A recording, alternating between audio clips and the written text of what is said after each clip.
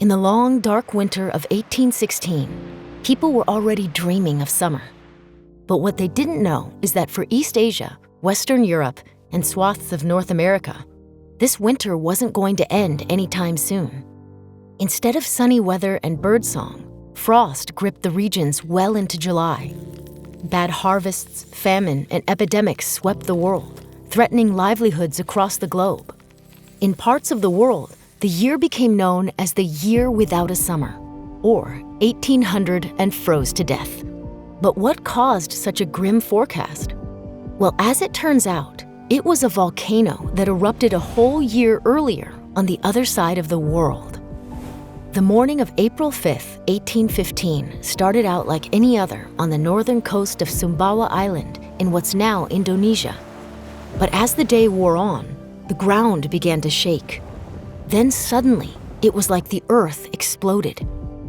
See, in the northern part of Sumbawa Island, there was a mountain by the name of Mount Tambora. And Mount Tambora wasn't just any old mountain.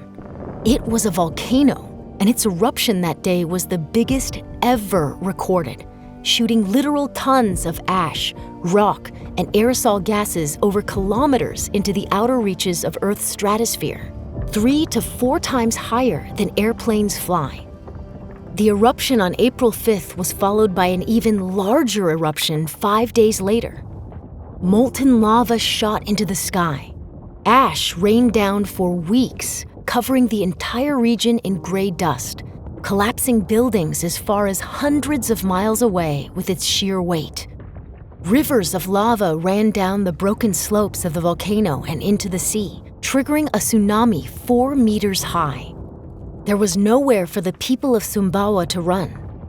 By the time Tambora quieted, in August of that year, at least 10,000 people had died. The eruption of Mount Tambora was a terrible tragedy. And things were going to get even worse. Because even though Mount Tambora was rooted in place, its effects traveled across the world, causing chaos for the global climate. See, over the course of the rest of 1815, all those volcanic particles we were talking about mixed with the gases that make up the Earth's atmosphere to form a giant, gassy shield that blocked the sun's rays. And as less sunlight reached the Earth, so did less heat, and the average global temperature dropped between 0.7 and 1.3 degrees Fahrenheit, and much more than that in certain regions. That may not sound like much to us, but because of how global temperatures affect our weather patterns and climate, it was a pretty huge deal. When temperatures are lower than average, it can cause longer winters, more severe weather, and unpredictable precipitation patterns. And in 1816, the year after Mount Tambora's eruption, that's exactly what happened.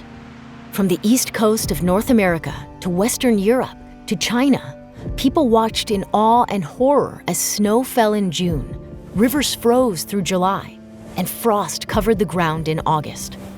In London, storms of freezing rain kept people cooped inside.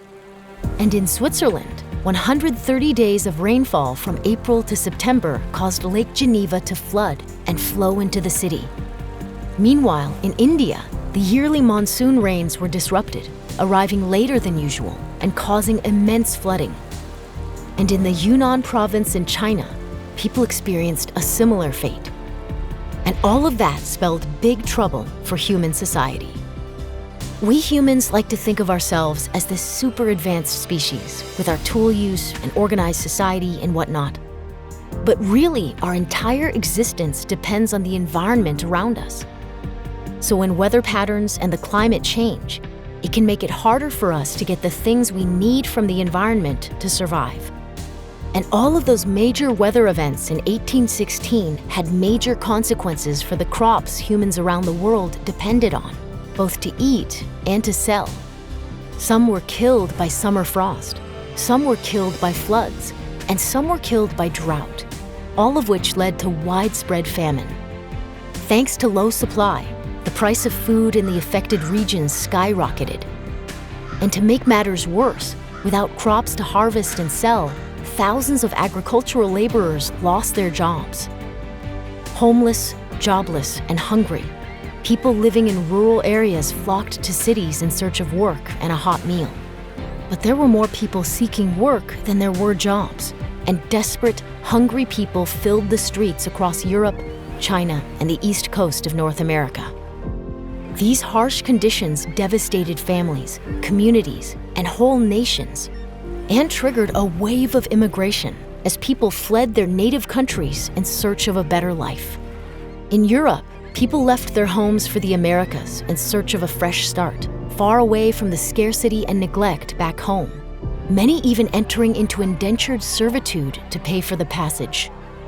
And with the east coast of the US still feeling some of the climate effects of Mount Tambora's eruption, both immigrants and citizens moved west in search of better farmland, better weather, and a more stable and affordable place to live, leading to the displacement and massacring of indigenous Americans who lived there first. As we study the after effects of Mount Tambora's eruption more than 2 centuries later, we're reminded that human society and the environment remain deeply intertwined, impacting us in ways that aren't always immediately obvious. For all of human history, climate has affected human actions. And in turn, the ways we both respond to and prepare for those effects can have long-lasting impacts on people and society far into the future.